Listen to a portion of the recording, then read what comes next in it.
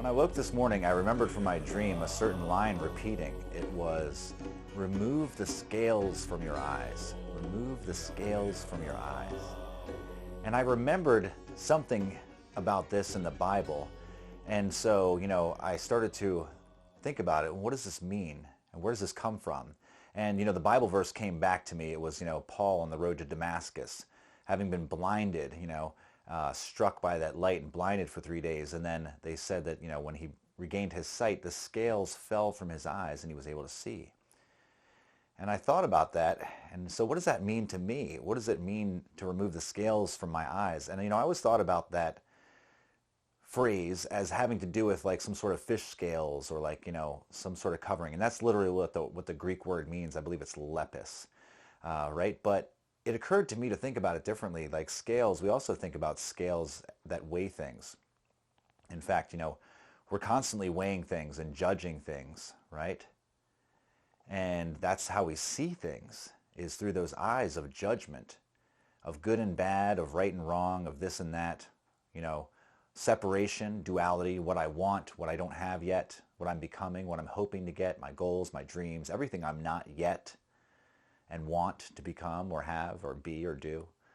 All that creates this anxiety, right? And non-duality is the freedom. It's the way out to see and live in the experience of wholeness instead of duality. And so as I recalled that phrase, remove the scales from your eyes, it hit me that that's the way we need to see. Without those scales, without the weighing of good and bad, all situations, everything is in flux, everything is changing. And if we label a situation as bad before we can see where it's going and what it's becoming, we limit ourselves, we contract, we create a separate self to bump up against the world and create suffering. But if we can remove our opinions and judgments and see things directly as they are without, our desires superimposed over top of them and our judgments. The way we talk about some people, I hear, supposedly God-loving people talk about others that don't share their political view or maybe their religious background or views, or maybe they don't share their, social mores. And they'll talk about these people as if they are just demonized, like they're not even human. Like these evil bastards, like how could they even exist? Like where did God go wrong? Why do these people even live? And so when we see things from that perspective, we narrow ourselves, we shrink our capacity, we become very, very contracted. We experience suffering, anxiety, aversion to all sorts of things. Everything, is a potential trigger. And, there's also this sense of unfulfillment, this deep sense of need to control others, to fix things, to change the situation, to maintain our control. Makes people neurotic. And then when they see things through the filter of duality and they think, oh, if I can control this person, then that will fix me. And then they just start behaving in manipulative ways, being deceitful.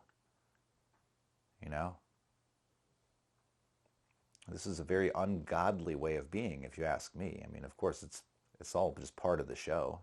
There's nothing inherently wrong with it, but you're going to suffer and you're going to create your own suffering, and you're creating suffering for the world that you inhabit as well.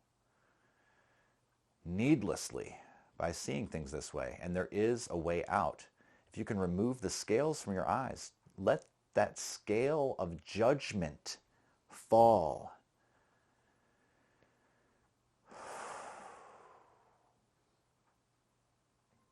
Recognize the perfection and the wholeness. It's here, it's now, even in the midst of chaos and turmoil, even in the midst of things not going the way I want them to. But if I identify with that me, I'm going to suffer. I'm going to want to control things I can't control, and then I'll become anxious and riddled with suffering. But I don't have to do that. That's a choice once I become aware that that's not really who I am. And most people, most of us, are really trapped in our identities. And we're so entrenched in our stance and in our beliefs against others and our position. All that creates a separation. It's fine to have morals and guidelines and values. Those are good things. But when we use them as ways to demonize others who don't share those same values, or to create separation and opposition and enmity,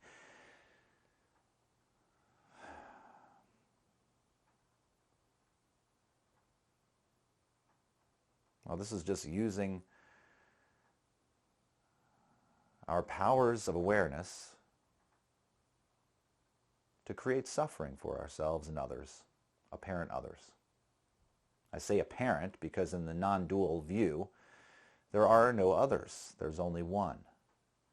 But in a sense, that one wakens in bits and pieces and then sees those bits and pieces of itself still asleep and suffering, or in partial slumber, maybe, started to come out of it and wanted to lend a hand. And so that's what this video is really about, and that's more or less what this channel is about. I'm just speaking to myself, warmly inviting you to awaken more and more fully. Only because, there's great peace there. It's the best game going, if you ask me. So that's what I invite you in this video, and right now even, to just allow yourself to be. And notice, if you can notice your mind churning at all, if you can become aware of that sense in the moment of needing things to be a certain way, of needing people to be a certain way, of wanting things to be different, of identifying with your position, with your background, or your belief system. If you can recognize any of that stuff, those are scales. Those are scales. This is good, this is bad, this is right, this is wrong. I like this, I don't like that. I identify with these people, I don't like these people. Do you see how you're creating suffering there? By creating resistance where there doesn't need to be. You could just say, I have an affinity towards these behaviors. Yes, these, I kind of see as detrimental. And, I'm concerned for those that engage in those because, I feel for them as humans. I don't want them to decay and devolve and suffer needlessly. And I certainly don't want their suffering to spread over into my own experience, But that's just a different perspective, a different way that we can look at that which appears as separate from us.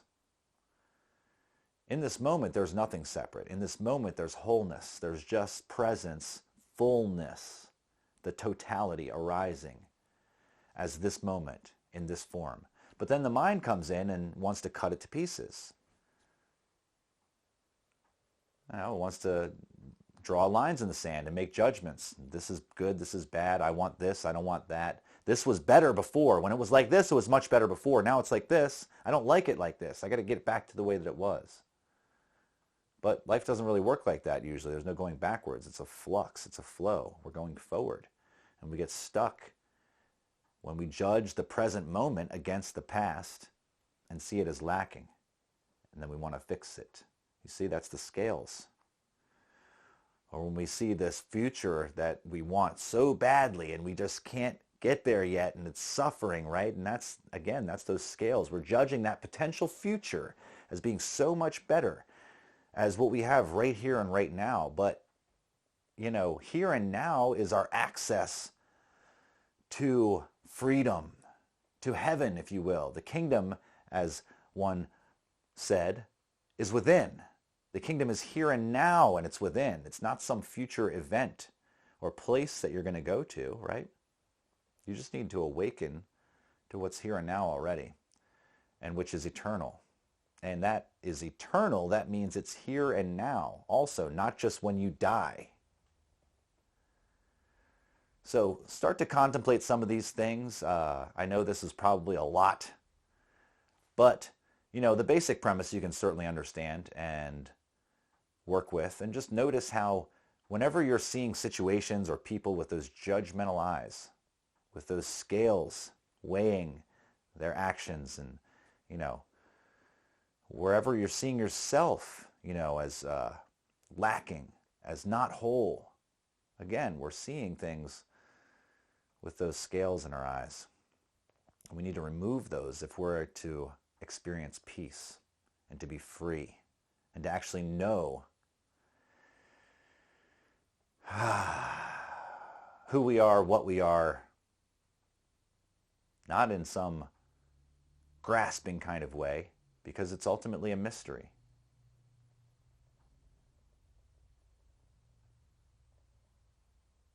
But to know that whatever it is, we're not separate from it. It is what we are.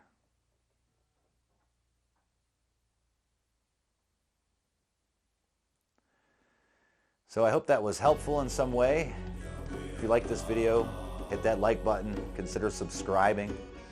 If you have an idea for a video you'd be interested in, a topic that you want to explore more, go ahead and leave a comment below, or shoot me a message. I'll leave contact information at the in the description of the video and stuff. In the meantime, I hope everyone is looking forward to a lovely holiday season.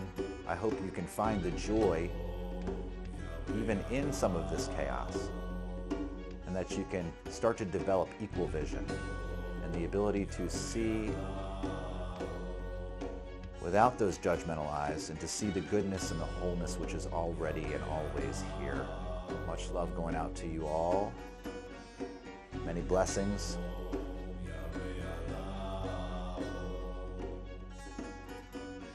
Resistance is futile. And I'll see you on another video. Peace.